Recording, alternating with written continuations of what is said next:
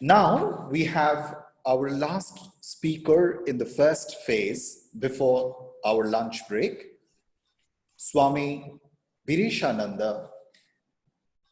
Swami Vireshananda is the current editor of Prabuddha Bharata. He joined the Ramakrishna order in 1992 at Chennai Mutt and has since then served in Chennai Mutt, Bangalore, Mysore, and Belur Mutt. He was the editor of Viveka Prabaha from 2008 to May 2014. He has traveled across Karnataka in Jnana Vahini program and visited more than 400 villages and towns and spoke to more than 2 lakhs students. He was an acharya in the Probationers Training Center in Belur Mutt during 2014 to 2017 and taught Vedantic scriptures and allied subjects to brahmacharis. Swami Vireshananda ji is going to speak on Narada Bhakti Sutra and Swami Vivekananda's lectures on Bhakti Yoga, Divine Love. Prabuddha Bharata is the oldest journal of the Ramakrishna order, started by Swami Vivekananda. And perhaps in the history of any religious order, first time a monthly journal began to be published. Swami Vivekananda published one called Udbodhan in Bengali. And even before that, he started this journal, which he named himself as Prabuddha Bharata. Originally, it was started as Brahmavadin in Chennai, at that time Madras. And the first editor, Rajamaya, died. And Swami Vivekananda wanted to be transferred to Mayavati, which is a special center started by Swami Vivekananda in the lap of the Himalayas to be exclusively devoted to Advaita. So that journal in English, which is reincarnation of the Brahmavadin, has been going on uninterruptedly for 125 years. No mean achievement. And the Prabuddha Bharata is celebrating its 125th year of publication. And Swami Vireshananda has recently taken charge as the editor of this Prabuddha Bharata. Vivek Prabha is a magazine in Kannada, which is published from the Mysore Ashrama. He was the editor of that for a long time. He is well versed in not only the Vedantic scriptures, but also in the Bhakti Shastras. He has taught the brahmacharis in the training center for a few years and is well versed, perhaps one of the very few monks of the order who are well versed in Shankara, Ramanuja, and Madhva traditions. So I'm very happy that he has agreed to deliver a talk on Narada Bhakti Sutra, which is the ancient Bhakti Shastra, and Swami Vivekananda's modern interpretation in the Bhakti Yoga. And he is talking to us from Himalayas, in the cool of the Himalayas, and from the Advaita Ashrama, he will be talking about Bhakti, which is a wonderful combination thanks to Sri Ramakrishna and Vivekananda's vision. So Swami Vireshananda, you can, Vireshananda, not Vireswarananda. Please begin. Namah Shri Yatirajaya Vivekananda Suraye Suchit Sukha Swarupaya Swamine Tapaharine. My Sashtanga pronouns to revered Swami Atma Priyanandaji Maharaj.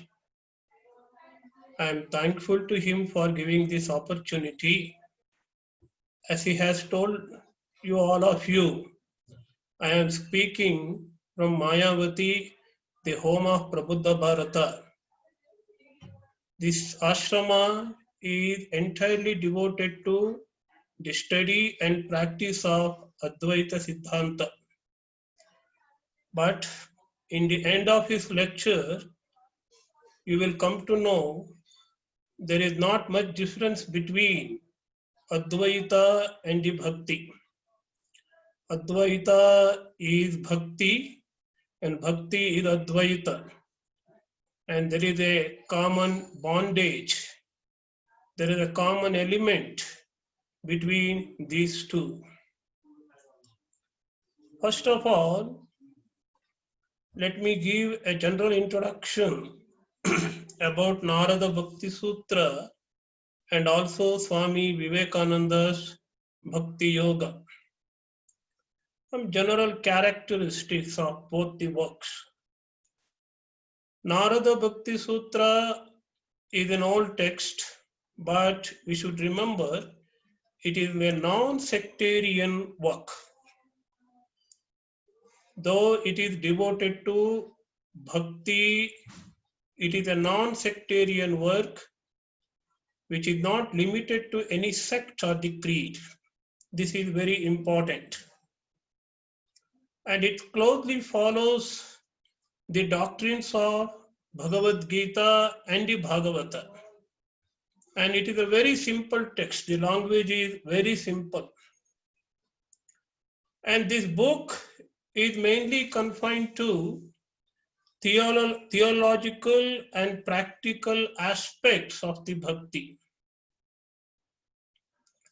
And you will find the approach is morely orthodox in nature. In contrast, Bhakti Yoga of Swami Vivekananda is an independent work. And though the ideas are culled from different sources, Swamiji's ideas are mostly independent, and Swamiji deals with psychological, philosophical, epistemological, and spiritual aspects of the bhakti. And his treatment of the subject is very rational and scientific. And the third aspect is Narada Bhakti Sutra deals with mainly the higher form of bhakti. That is called Para Bhakti, which is equivalent to Anubhava. So bhakti has got two aspects. One is the means, another is the end. Narada Bhakti Sutra mainly devotes much of its text to the end, the goal, the realization, the Anubhava aspect. And of course, it treats some of the aids of the bhakti. It will give you a summary of the sadhanas we have to do in order to reach the culmination of the bhakti, but it mainly deals with the para bhakti. But Swami Vivekananda gives equal importance to para bhakti as well as apara bhakti. As I have already told you, bhakti should be understood in terms of means as well as the end. Bhakti as means, the preparatory bhakti, it is also called Gauni Bhakti or Vaidhi Bhakti, is what is treated. It is what is discussed in Bhakti Yoga of Swami Vivekananda in the first part of the book very exhaustively, extensively. That kind of extensiveness, exhaustiveness you will not find in the Narada Bhakti Sutra. So bhakti as a mental effort is what is called apara bhakti, Gauni Bhakti, when it becomes natural, when it becomes a natural awareness and realization, a spontaneous experience, it is called the para bhakti. The next aspect is the canvas of Narada Bhakti Sutra is very limited. It is one of the shortest works of the Bhakti school, you can say. It contains only 84 aphorisms, very limited. But Swamiji's canvas is very wide.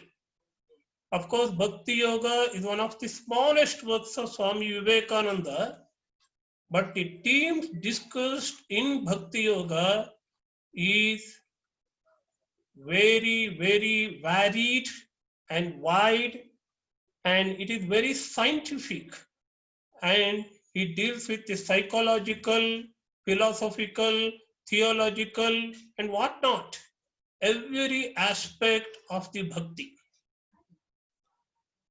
Next one is Narada Bhakti Sutra is very simple text. Anyone with a knowledge of rudimentary Sanskrit can easily understand Bhakti Sutras of Narada. But my personal experience is Swamiji's Bhakti Yoga is one of the most difficult texts that we can understand among the 4 yogas. Though it is a very small book, of course, Bhakti is very easy to practice, but it contains such profound ideas and very philosophical and psychological.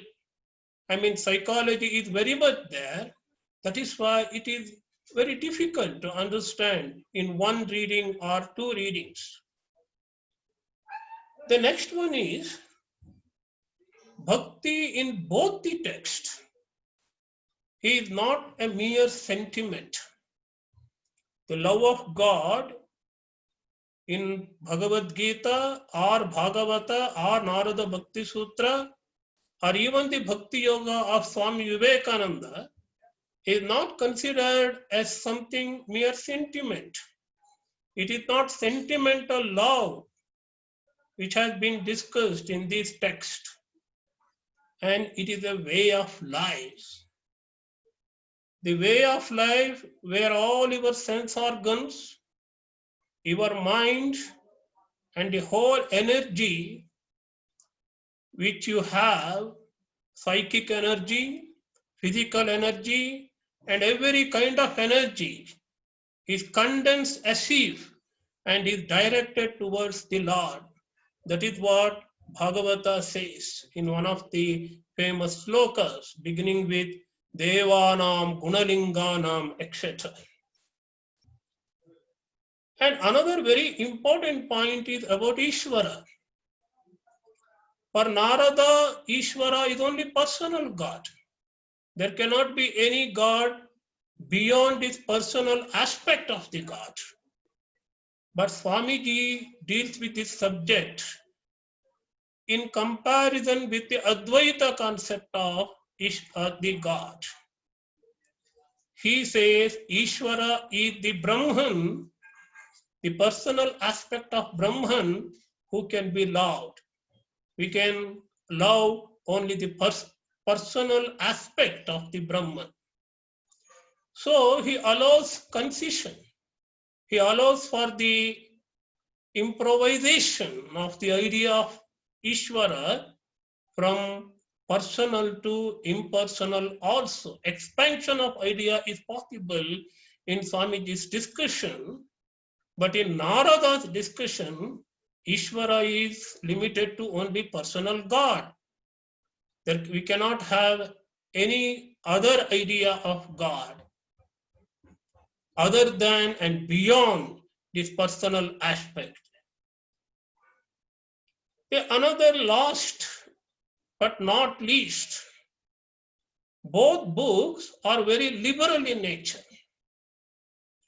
Narada quotes the opinions of several acharyas, and also Swami Vivekananda discusses the different kinds of opinions with regard to bhakti, with regard to Ishvara, with regard to the problem of creation, whether Ishvara and Jiva have the same capacity. In all these philosophical discussion, both of them have the Catholic attitude, and they give the opinion of other acharyas also.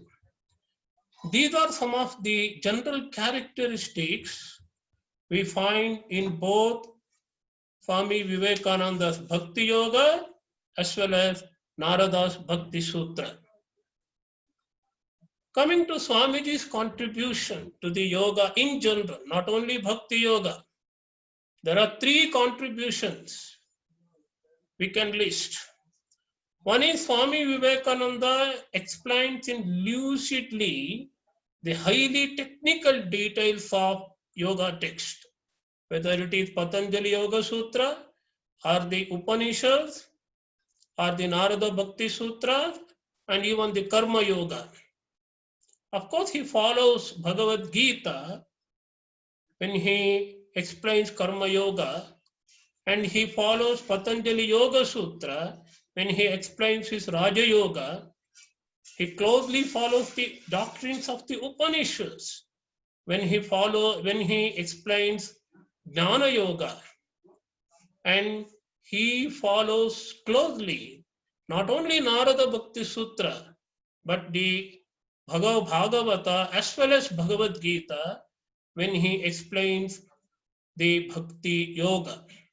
This is the first characteristic of the reinterpretation of the ancient scriptures of yoga by Swami Vivekananda.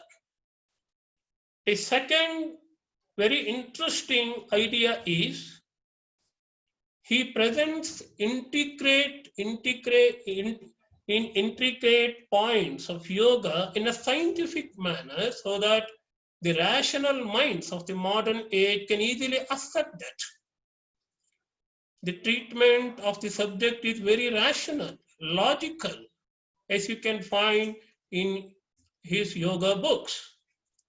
The third one is not only he lucidly explains the concepts of the old orthodox school, he gives a new orientation and he gives new ideas. As an add-on he gives, and unorthodox and liberal concepts he gives to the old traditional teachings. That means he makes the old teachings, the orthodox teachings of yoga very practical and appealing to everyone. These are some of the contributions of Swami Vivekananda. Now coming to the contents of the Narada Bhakti Sutra. Narada Bhakti Sutra is a very small book of 84 sutras. It can be divided into 5 parts. One is the nature of the superior bhakti. The second is the glory of devotion. Third is the discipline of the bhakti. The fourth, the description of the prema, the supreme form of love towards God. And the fifth one is the description of a perfect devotee. The contents of Swamiji's Bhakti Yoga can be broadly classified into 2. One is the preparatory Bhakti, Vaidhi Bhakti or the Gauni Bhakti. And the second one is Supreme Bhakti, Para Bhakti.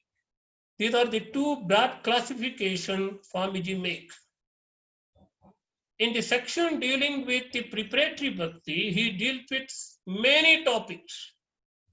He gives definition of Bhakti, philosophy of Ishvara, qualification of the aspirant and teacher, incarnations of God as world teachers, psychology of mantra and om, and the idea of pratika and pratima, substitutes and the images, and chosen deity, Ishta Devata. All these are dealt with in the section dealing with Apara Bhakti or the preparatory Bhakti.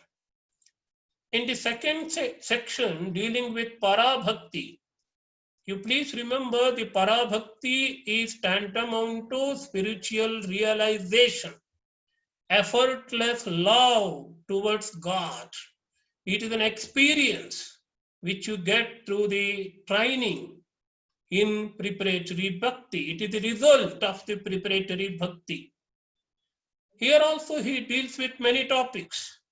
like renunciation as preparation for para-bhakti, bhakti as the highest love, and naturalness of the bhakti yoga, and love manifesting in different forms, and universal love, and how that universal love will lead to self-surrender. And he shows how higher knowledge and the higher love are one and the same in the culmination of the bhakti experience. And triangle of love, and also human representation of the divine love, how the divine love is expressed through the ordinary human human emotion. And these are about the contents of Swamiji's Bhakti Yoga as well as the content of Narada Bhakti Sutra. The next topic I am going to take up is the nature of Bhakti. This is a very interesting topic. Narada says in his very second sutra, Satu asmin parama prema rupa, he says. The bhakti nature of the supreme love, he says. I can quote 3 quotations from the traditional works. One is from Nrsimha Tapani Upanishad. It says, Avichinna manogatihi, the flow of mind directed towards God continuously, which overpowers the God himself. And this is what is called bhakti, the para bhakti, the supreme bhakti. The second one is from Madhvacharya. Madhvacharya says bhakti is sneha. Bhakti is attachment. Sneha means attachment. You cannot get attachment towards Lord without sadhana. And he says jnana is the sadhana. Mahatma jnana purvastu sudrudaha sarvatodhikaha snehaha. The jnana of the glory of the Lord, Mahatma jnana, that makes this bhakti very firm, well grounded, and this is the real bhakti according to Madhvacharya.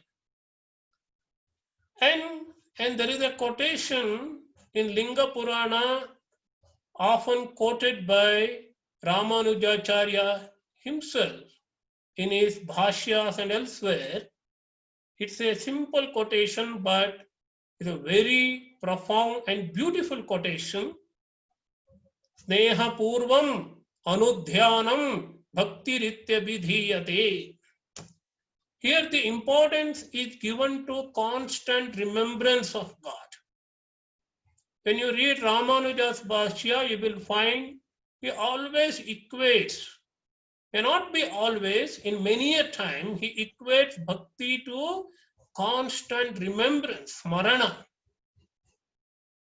continuous, unbroken remembrance of God. That remembrance can be got through sneha.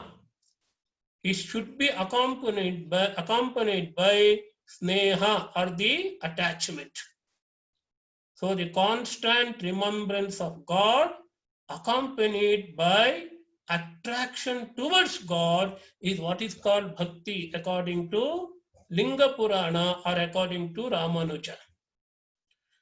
These quotations substantiate the point that greatness of bhakti lies in it is the superior form of love possible for a human being. And Narada substantiates this point with more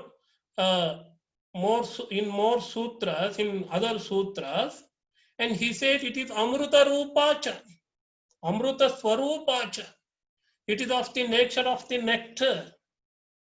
If one gets, he will become perfect, Siddho Bhavati. He will become immortal, Amruto Bhavati. He will become Trupta, satisfied, fully satisfied. If one gets, he will not have any wants at all. Tinchit na vanchati. He will not be sad. He will not have any sorrow at all. Na shoshati. He will not have any hatred. Na dveshti. He will not develop any hankering for the enjoyment of worldly objects. Na ramate. He will not be enthusiastic about enjoying any external objects. Na utsahi bhavati. But very important sutra comes up now. This bhakti is not just the desire for God or attraction towards God. It is of the nature of renunciation. Sana kamayamana nirodha rupatvat. It involves control of the mind and the renunciation. This is the uniqueness of the bhakti according to Narada. And there you will have the identification with the beloved. You will not find any difference between you and the God, ananyata. And then he gives opinion of different acharyas. Vyasa Maharshi says it is love of worshipping God, and a rishi called Garga says it is liking or love to hear the glories of the Lord. But the most important and philosophically very significant opinion is that of Chandilya. Chandilya says, Atmarati avirodhena iti Chandilyaha. This love, divine love, is not contradictory to the self-knowledge or the bliss in the self, bliss of the Atman. That means bliss of the Atman is the same as bliss of the God. And Atman itself is a kind of manifestation of the God. You cannot make difference between the Atman and the Paramatman. And this kind of hint of an Advaitic kind of bhakti we will find here. But Narada is very pragmatic in that sense. Narada says, Tadarpita akila acharata tad vismarane parama vyakulata. Tadarpita. Arpita means surrendering all actions to the Lord and feeling the pang of separation on forgetfulness of God. And this is the most pragmatic approach towards the bhakti. It is the way we have to practice the bhakti. This is the opinion of the Narada. Coming to Swamiji's idea of bhakti. The very book, the first sentence, starts with a beautiful sentence. Bhakti Yoga is a real, genuine search after the Lord. It is a search. And this search begins with love, it continues with love, and ends with love, he says. And then he gives the opinion of other acharyas also. For according to Shankara, it is the eagerness and the continuous remembrance, eager remembrance and the continuous remembrance of the beloved. That is what is called bhakti according to Shankara. As I have already told you, according to Ramanuja, and Swamiji quotes from the Ramanuja, it's a constant remembrance, just like the oil is poured from one vessel to the another. And he quotes from Patanjali also, Ishvara Pranidhanadva, dedicating all our actions to the God. And again he quotes from, again we have here Chandilya in a different context. Chandilya says bhakti is anuraga. Generally we say anuraga means after the raga. After we get some attraction towards God, what we develop is love. But he quotes from Swapneshwara, a commentator of Narada, the Chandilya Bhakti Sutra, and Swapneshwara said it is the attachment comes after the knowledge of the nature and glory of the God. First we have to understand the glory and the nature of God. Then what spontaneously comes after that knowledge is what is called bhakti according to Shandilya. So this has got a kind of support in Madhva philosophy. Madhva tradition, there is a shloka, a verse, which says, Bhaktya jnanam tato bhaktihi, tato drishtihi, etc., etc. That means first an inferior kind of bhakti should be developed. Jnana should be developed. The glory of Lord has to be understood. Then you will get the bhakti, a kind of inferior bhakti. Then you will get the command of enlightenment, drushti. Then you will get again another kind of bhakti, a higher experience. Then you will get the liberation, he says, mukti. But only after getting the liberation, mukti, you will get the superior bhakti. Tato muktihi, tato bhaktihi, he says. When you get the superior kind of bhakti, it means it is something superior than even the liberation. But according to Swami Vivekananda, the best definition of bhakti is in the statement of Prahalada. And Prahalada prays to Narasimha that deathless love with the ignorant have for the fleeting objects of the senses. That is a kind of extremely good love which bonds out of attachment towards the fleeting objects. When I am meditating on you, let me develop the same kind of love. Let that love not slip away from my mind. This is, according to Swami Vivekananda, is the best definition of the bhakti. But in this section, in the end, Swamiji gives his own definition. Bhakti is a series of succession of mental efforts. I already referred to that. It is a kind of mental effort. Again and again and again, I had to try. Again and again, I had to revoke that sentiment, revoke that bhava, revoke that my, love towards the Lord, lest I forget it. It is a kind of series of mental efforts at realization. My aim and goal is religious realization. But it begins with the ordinary worship. This is what is called preparatory bhakti. I try to develop bhakti through paraphernalia, through worship, through mantra, through puja, and then I will end that effort, I will end that spiritual pursuit with the identity of love for Ishvara, intensity of love for Ishvara.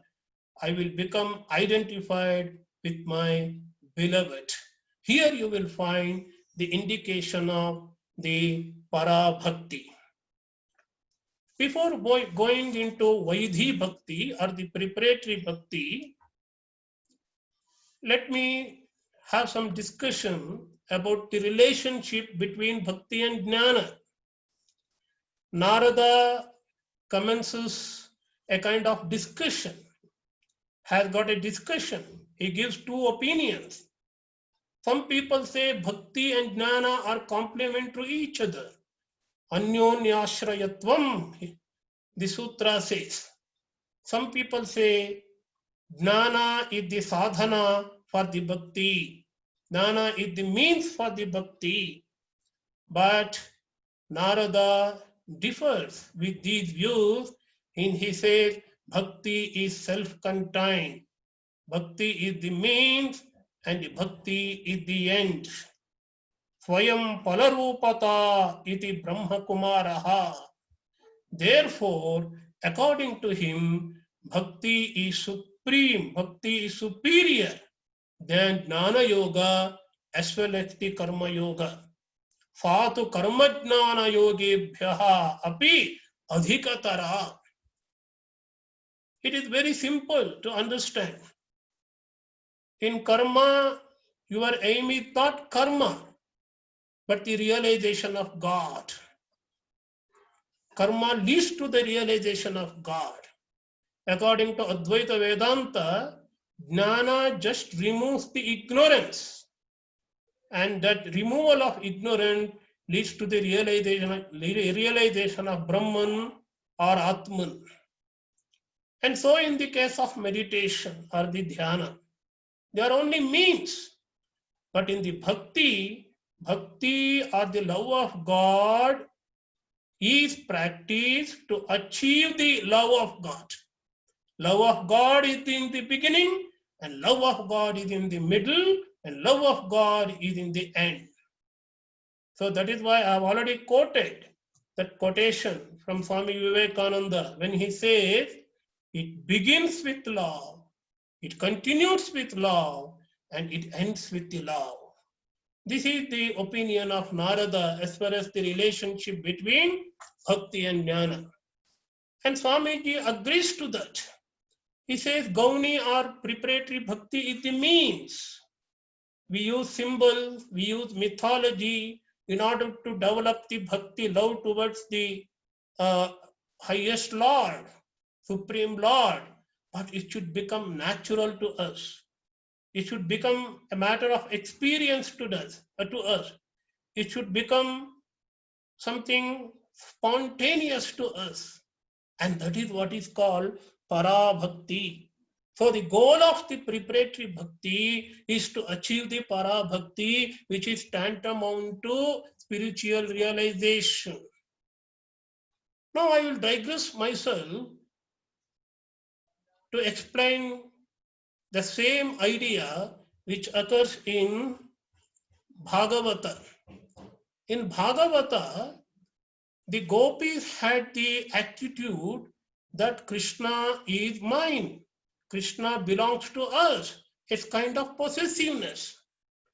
It is not something supreme. It is not something exalted bhakti. It is an ordinary kind of bhakti, a kind of inferior bhakti, according to Bhagavata. Then Krishna teaches them, not only I am belong to you, and there is absolutely no difference between me and you. And Swami Tapasyanji has written in detail in the third volume of his famous translation on Bhagavata. He shows how the love of gopis evolved from the attitude of he is mine to I am he. That means Lord is me himself. I see the same Lord everywhere. I cannot see anything. I have lost my individuality. The ego is dead. I am dead. What I see, what I experience is God and God alone. And Tapasyanandaji calls it as Jnana Bhakti. This is very, very important. It is the Jnana Bhakti. There is absolutely no difference between Bhakti and Jnana. But the philosophical foundation to this idea of Jnana Bhakti is given by Madhusudana Saraswati in the later period. Madhusudana Saraswati puts forward the theory that in the beginning, Bhakti is Vritti Rupa. It's just the mental modes. I am loving God. This kind of mental modes directed towards the Supreme Lord. It is Vritti Rupa. I will have a Ghata Vritti or Pata Vritti. My mental modes are pertaining to a pot or the cloth. In the same way, I will have mental modes directed towards the Lord. In the beginning, the preparatory big bhakti is of the Vritti Rupa. But in Madhusudana Saraswati says, it will evolve into a kind of Bhagavat Rupa or the Rasa Rupa. The whole mind takes the form of the Bhagavat. The whole mind takes the form of the Lord. The whole mind takes form of the Rasa. He said the essence. Rasovai Saha. Taittiriya Upanishad says the essence. through which one gets enjoyment. When you enjoy the rasa, you will get the bliss. It is of the form of the bliss. So it is akin to Akhandakara Vritti you will find in the Advaitic realization. So here you will find Narada saying, it is not something new you are getting, innovative thing you are getting in the realization of bhakti. It is already there. He gives two examples. Raja Griha Bhojanadishu. A person is already a king, a boy, but he doesn't know he is a king. When he comes to know he is the king, he feels blessed. He feels elated. In the same way, we are already having that bhakti. Bhakti is of the nature of supreme realization. We have that. But at the end, we discover what we already have. And this is the relationship between Jnana and Bhakti. Next, Narada deals with the Vaidhi Bhakti or the preparatory Bhakti. What are the preparations we have to undergo in order to reach the supreme realization? And there are 2-3 spiritual disciplines Narada emphasizes. They are all very simple but very important. Vishayatyaga and Sanghatyaga, he says. What is Vishayatyaga? The external renunciation. The external renunciation is not enough, but you have to give up attachment towards the worldly objects also. That is what is Sanghatyaga.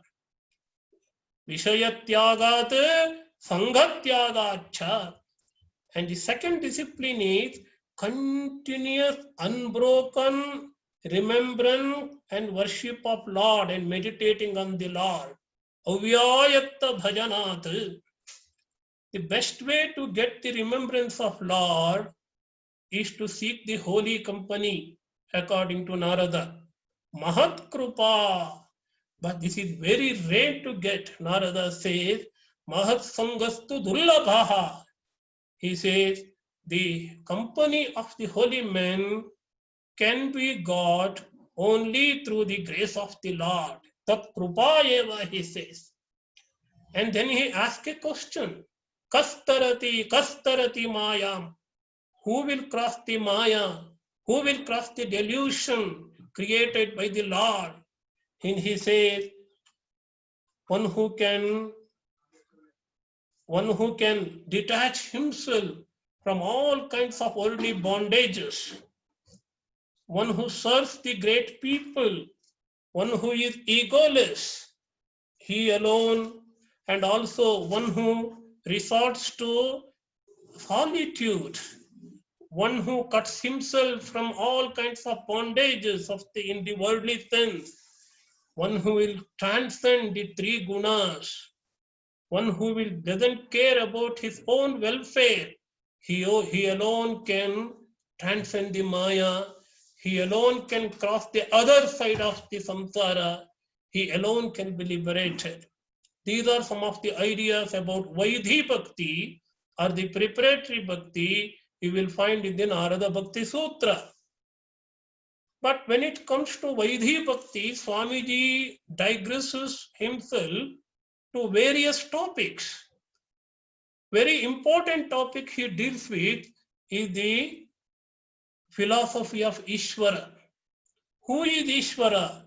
Ishvara is the highest manifestation of absolute reality, highest possible reading of the absolute by the human mind. Here you find the impersonal is not negated, is not rejected. It is only shown that you can love only the personal aspect of the Lord. Swamiji himself says, love is possible only with personal aspect of Brahman. And he says Ishvara is not a lower idea, it is an unreal idea. You cannot think of anything without a kind of consciousness plus something, he says. It's the psychological idea. Consciousness plus something. Consciousness you can think of, but you cannot think of consciousness alone, but you should think of consciousness plus something. That consciousness plus something. In Shankara's world, it is called Sopadhika Brahma. Brahman with Upadhi is what is called the Ishvara. Here Swamiji speaks in same vein as that of Shankara. Shankara did not lower the status of Ishvara or the personal God at all. He simply calls Ishvara as Sopadhika Brahma, adorable Brahma, lovable Brahma. So the ideas of Hiranyagarbha, Ishvara, Prajapati are all Sopadhika Brahma in the eyes of Shankara. So in the eyes of Swami Vivekananda. And Swamiji gives different ideas of the Ishvara. According to Shankara, it is Sopadhika Brahma. According to Ramanuja, the Lord himself is Brahman with auspicious qualities. Not only number of auspicious qualities is something infinite. Ananta, Kalyana, Guna, Gana, he says. So next, Swamiji takes up the topic of aids of the bhakti. He shows how symbols and rituals are very important. He gives the ideas of pratika and pratima. Pratika is symbols in general, and pratima is an image. So image is a symbol. Pratima is the pratika. One of the best pratika we can have is the Omkara, because Omkara represents the whole Shabda Prapancha. Since it represents the whole of the verbal word, it represents the Brahman also. And he shows how this bhakti yoga, for that matter, any yoga for that matter, has to be transmitted. It is a spiritual impulse to be transmitted from a qualified person who is called Guru to a qualified disciple called Shishya. And he speaks about philosophy of mantra, but very interestingly, he speaks about Ishta Devata, the chosen deity. Each one can have a god, a deity who is the representation of the Supreme Lord. He gives justification for that, the philosophical justification for the chosen deity or the Ishta Devata concept. He says, God is this center. We are all radii. Through our limitation, we try to reach the center. The radii are trying to reach the center. In the same way, with all our limitation, we are trying to reach the center. The center is that absolute. The radii is our chosen deities. And Swami Vivekananda says there are basic disciplines to be followed, like discernment or discrimination, abandonment of all desires, and the discharge of duties, and the purity and strength, etc., etc. Now coming to Parabhakti. Our Narada says Parabhakti is prema. Anirvachaniyam prema swarupam, unexplainable prema. It is like an experience of a dumb man. Dumb man cannot express his emotion. In the same way, we cannot give verbal expression to the inner happiness and the bliss of God. And that is what is called prema. So it doesn't have any desire. It is a desireless state. Selfish desires are not there. It is free from that. Kamana rahitam. Very interestingly, Narada says, it grows every moment. Pratikshana vardhamanam. It's an unbroken inner experience, very subtle experience. Avichinnam sukshmataram anubhava rupam, he says. In that state, one will hear only about God. He will speak only about God. He will see only God. He will think of only God. Tat prapya tadeva avalokayati, tadeva shrunoti, tadeva bhashayati. And it's a subjective experience. Nobody need to validate that. Pramanantarasya anapekshatvat swayam pramanatvat. If I have that love, I myself will become the authority, authenticated. My experience itself is the authentication for this experience. So here we have the contentious issue of pramana. What is the pramana? Whether it is the experience is the pramana or the scriptures are the pramana. Shankara says scriptures are the pramana, Shruti pramana. Of course, he accepts the Anubhava pramana also. But Sri Ramakrishna and Vivekananda said Anubhava is pramana. So, of course, Shruti Anumodhita Anubhava. We can make a reconciliation. Anubhava should be authenticated or substantiated through the Shruti. And this is the Anubhava Narada is speaking of. He says it is the nature of Shanti, peace, and Paramananda, he says. But Swamiji's thoughts about the Parabhakti is something wonderful and unparalleled in the history of the Bhakti literature. He talks about renunciation. He gives a beautiful definition of renunciation, which is common to all the yogas. And what is renunciation?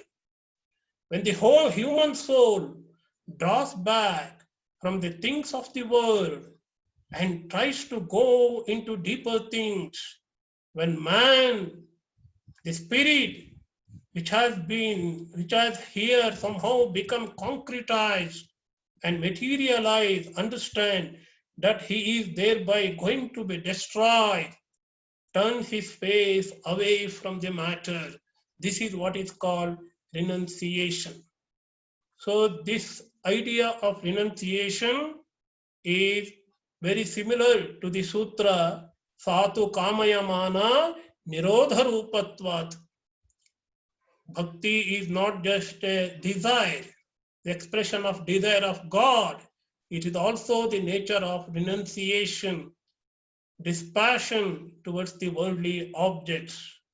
The human soul is drawing back from the things of the world and trying to go into deeper things. And also the spirit, which is about to be concretized, about to be materialized, has come back, returning back to its soul. This is what is called renunciation as far as Swamiji is concerned. This is the negative definition of renunciation. Swamiji gives the positive definition also. And what is that positive definition of renunciation? This is one of the hallmark of the Bhakti Yoga. He says, Lord is attractive. He attracts us, and we are all attracted towards the Lord. Then all the attachments for the worldly objects naturally fall off. And this is renunciation of a bhakta. Renunciation of a bhakta is not something of the negative nature of dissociating from the worldly objects, but it is the natural attraction, spontaneous attraction towards the all attractive God. Krishna, the Karshati, he attracts everyone. And there is a beauty in God, in the infinite term. There is an ananda, bliss in God in infinite term. We have infinite beauty, infinite bliss, and the bhakta comes to understand this, and he gets attracted towards that, and that is what is called renunciation for a bhakta. Swamiji gives a remarkable statement here. There is nothing to give up in Bhakti Yoga. Here is only love the highest. Now I am loving ordinary things of the world. Now I am going to love the highest thing possible in this world. The Brahman itself I love, the highest thing. The God is that highest thing, most noble thing, the most precious thing, most attractive thing, and it is most dearest thing. And here God becomes the center of attraction. This is what is Swamiji says as the naturalness of the Bhakti Yoga. He now makes a comparison with the Jnana. Jnana is something artificial. You have to develop Jnana. You have to develop discrimination. I don't want neti neti. Though I am enjoying the world, I am in the midst of the world, I try to dissociate from the world. Here in this bhakti, there is no such thing as dissociation. I love this world, but I learn to love nobler and nobler things, the noblest thing being the God, my beloved, the dearest and the most near, is also nearest also.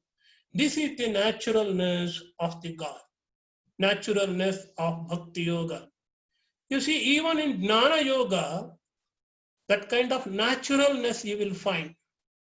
In Brihadaranyaka Upanishad says, Atmanastu Kamaya Sarvam Priyam Bhavati. A discussion is raised there. What is the dearmost object in this world? The dearmost object cannot be my husband or my wife. The dearmost object is my own Atman. For the sake of my Atman, for the sake of this, for the sake of self, I love everything. I love my husband, I love my wife, I love my children for the sake of the self. That means self is the dearest mode. Self should not be understood in empirical terms as ego. That self is the spark of divinity. The self is the spark of Brahman. You should not understand their Atma in terms of Jiva. That Atma is all comprehensive Brahman itself. The same Brahman, when it can be loved in its personal aspect, becomes the soul of soul in the Bhakti Yoga. And it is the dearmost, it is the most near, more lovable object in this world. This is what Swamiji is trying to convey. And Swamiji says, then this ordinary individual love towards God becomes a kind of universal love. It destroys love in ourselves. It destroys love with our bodies. It destroys love with all our belonging. Our very selfish nature gets destroyed. I become one with the divine. In that divine state, I will develop self-surrender. What is the sign of self-surrender? I will be able to say, Thy will be done, O Lord. Everything belongs to you. Thy will be done. You will find Swamiji might have taken this idea from the Bhagavata, because the pinnacle of bhakti in Bhagavata, one of the states of the highest state of bhakti is called Shanta Bhakti. They say Shanta Bhakti will lead to self-surrender, and self-surrender will lead to Tattva Jnana. This is what you find in the Bhakti Yoga, and Swami Tapasyanandaji also has discussed this in his prologue to the third volume of the Bhagavata. So Swamiji is speaking of Shanta Bhakti here, the highest kind of bhakti, where you lose your identity and you will become one with all. And this is about Para Bhakti. And lastly, that Para Bhakti will take its highest form, the peak, the culmination in Prema.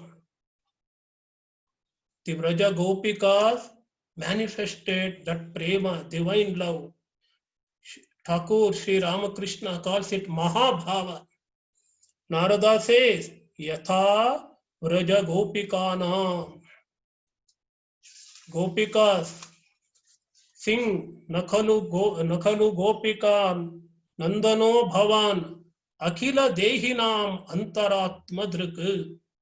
O Lord, so long we have understood you to be the beloved of the Gopikas, the maids of Raja. But now we have understood your Akhila Dehinam Antaratma Drik.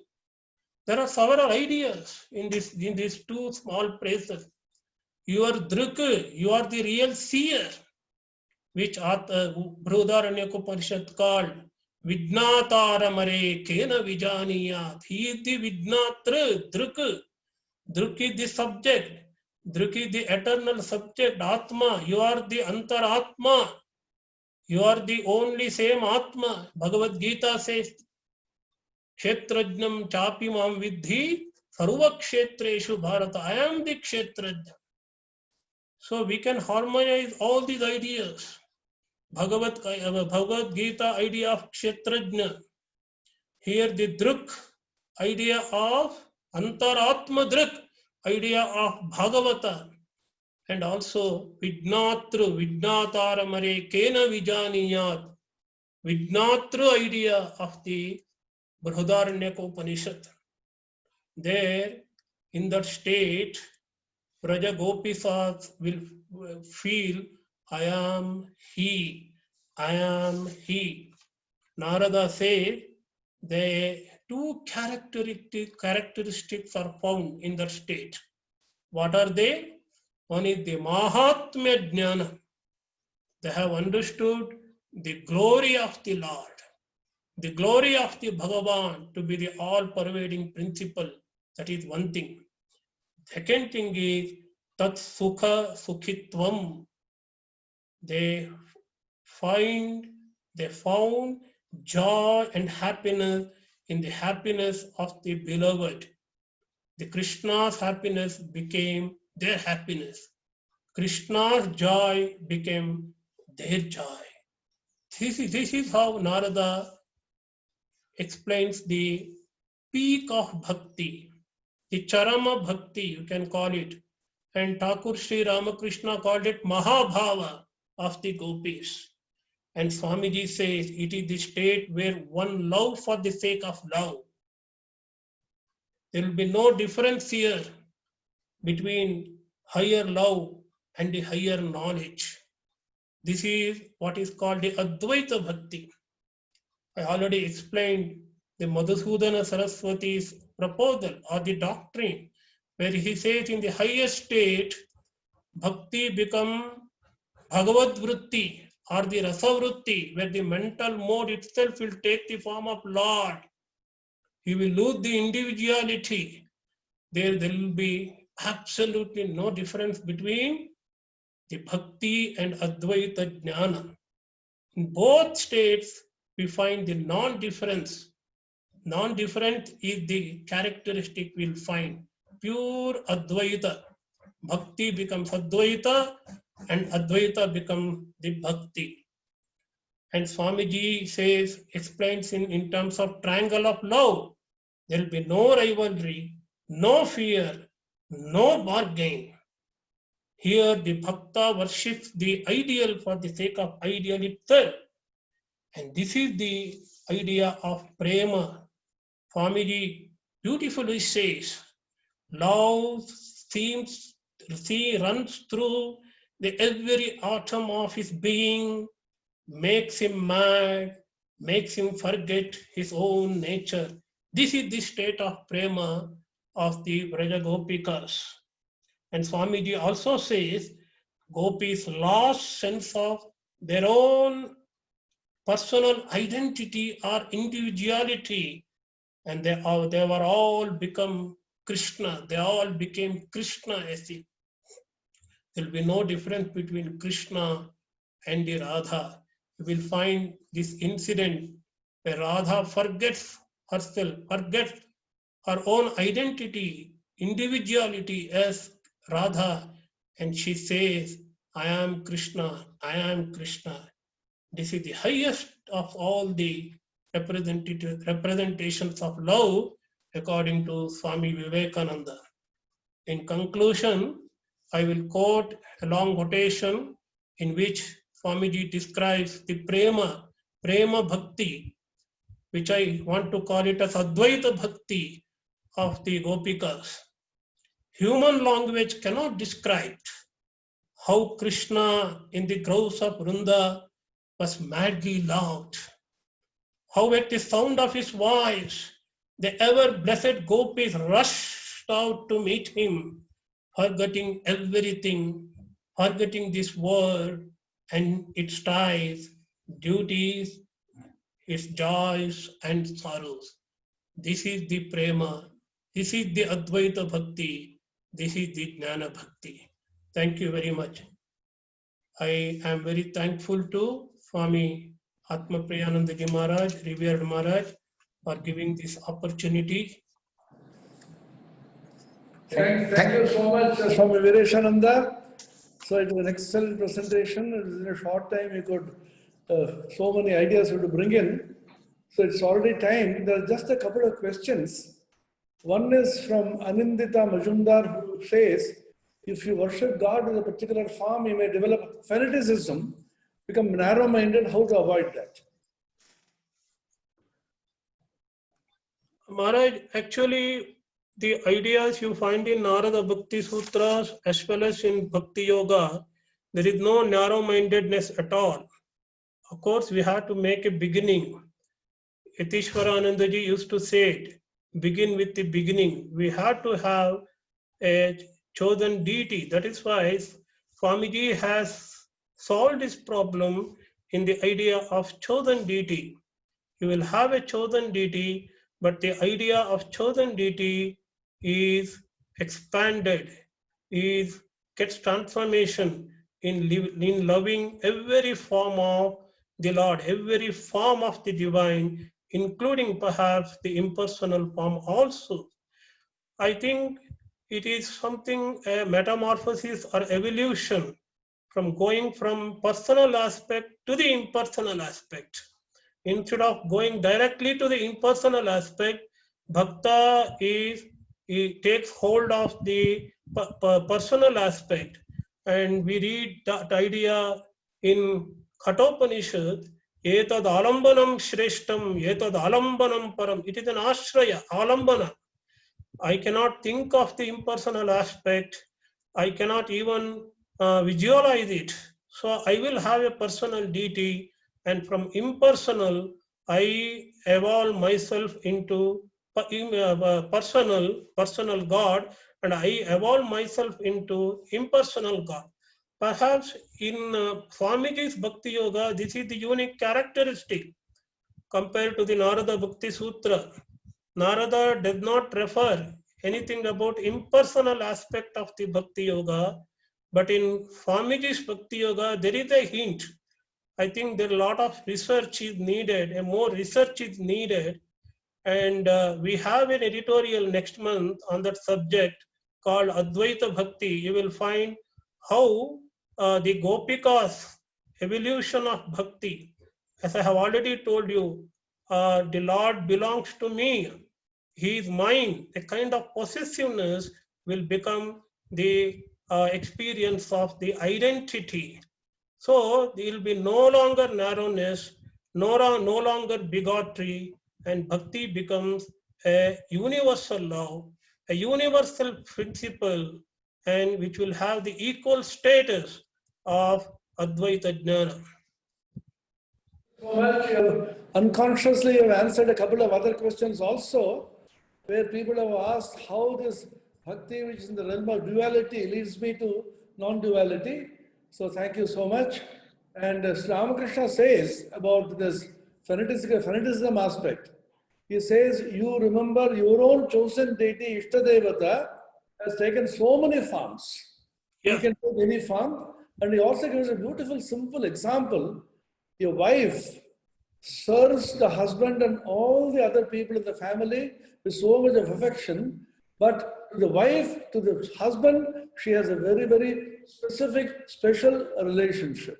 So my deity, my chosen deity is special for me, but I, in general, know the same deity is becoming all this. Right. So one more question.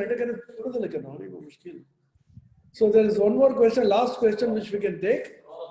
So what he says is that when Krishna ji has been following very closely since beginning, so he says that how can I develop bhakti to something which I have not actually seen? Prahalada, Dhruva, Vivekananda had something tangible. So Ramakrishna is so distant from me. How can I develop bhakti to something which is intangible, which I have not experienced myself? This is a common question I faced in the West, also in Australia. How I can love something which is unseen? Because we think God is something unseen and we think it cannot be loved. But we should make it in the sense that it is that's why I write the idea of the one is nearmost becomes the dearmost. Who is near to me becomes very dear to me. And who is near to me is my own Atman. And that's why in the Bhakti Sutras, or in the Bhakti, not in Bhakti Sutra actually, in the Bhakti school, there is an idea that he is the Antaryami. Antaryami idea will help us to realize God is very near to us. In Brodharanyaka Upanishad Maharaj, this idea comes Antaryami, which is very dear to which our Ramanujacharya liked it very much, because so God can be considered as the soul of soul. We like us, ourselves, but God is the essence of our own soul. It is God who gives a very existence to our own soul. And in Madhvacharya also, there is an idea of Bimba and Pratibimba. It is not like the Bimba, Pratibimba idea of Advaita.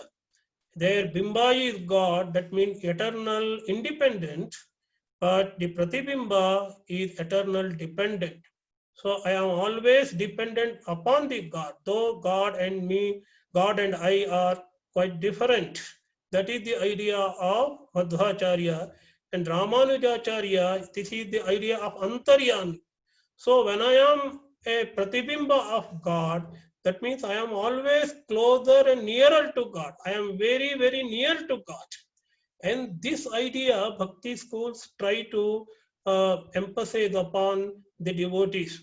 Of course, unless I feel God is very near to me, dearer than my own self, I will not be able to love. Of course, both efforts have to go together. Through knowledge, I should know that God is near to me, dear to me, and then I will develop more and more. I will develop love more and more. So now love and the knowledge are complementary to each other in this sense. That is why our Madhvacharya emphasizes on the knowledge of God. Mahatma Jnana Purvastu. The understanding the glory of God is that He is in the heart of all. Ishvara Sarva Bhutanam Hrideshe Arjuna Tishtati. So it is correct. We cannot love one who is unseen and at a distant place, but definitely if we understand the real nature of God to be of self, soul of soul, definitely we will be able to love Him because He is dear one and also the near one. So I'll just make a last statement on this. What we have heard from Revered Tapasyananda Ji, he used to say that God incarnates in a human form as an avatara to create a huge number of scenes for meditation. Any one of the scenes, like video pictures. So Sri Ramakrishna has so many video pictures in the Ramakrishna Kathamrita, in the Gospel. In the Bhagavatam, we have so many pictures of Sri Krishna. In the Ramayana, you have so many pictures of Sri Ramachandra. In the Bible, you have so many pictures of Jesus Christ, and so on. In the Buddhistic literature, you have so many pictures of how Buddha walked and talked.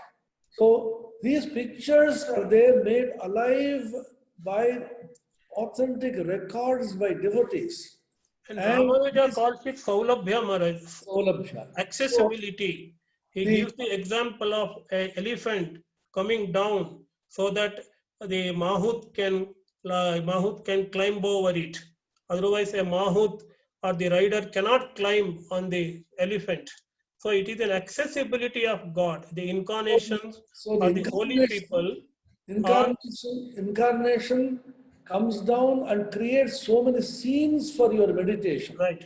Meditating, and in one of which you can. That is Leela Dhyana. Leela Dhyana, it is called. So Leela Dhyana, and Japa should be accompanied by Leela Dhyana. Leela Dhyana in the very easiest way of remembering God. The questioner says Ramakrishna had directly contacted Vivekananda, therefore Vivekananda loved him, but how can I do it? The answer is those recorded Leela of Ramakrishna, Vivekananda, all of them are there with you. So go back in time, live that Ramakrishna experience, Vivekananda experience, as if it is now. We do it in the case of ordinary worldly love. Why can't you do it in the sake of God? So thank you so much. So I will add another one sentence, Maharaj. We have to take the idea from Bengal Vaishnavism, where the Leela of Krishna and Radha are eternal. It is the eternal Vrindavan. It is that mundane or the empirical Vrindavan. We say that Vrindavan Leela is only a symbol. The eternal Vrindavan Leela is going on, and it should be experienced, and a bhakta should experience in his heart. And that is real Leela, real Rasa Leela. That idea, in the same way, Sri Ramakrishna's Leela or Swamiji's Leela or Holy Mother's Leela had to be experienced in our heart, in our memory, in our psyche. And that is the best way of remembering him, remembering them, and to be one with them, to have an experience of them according to me. wonderful. Thank you so much.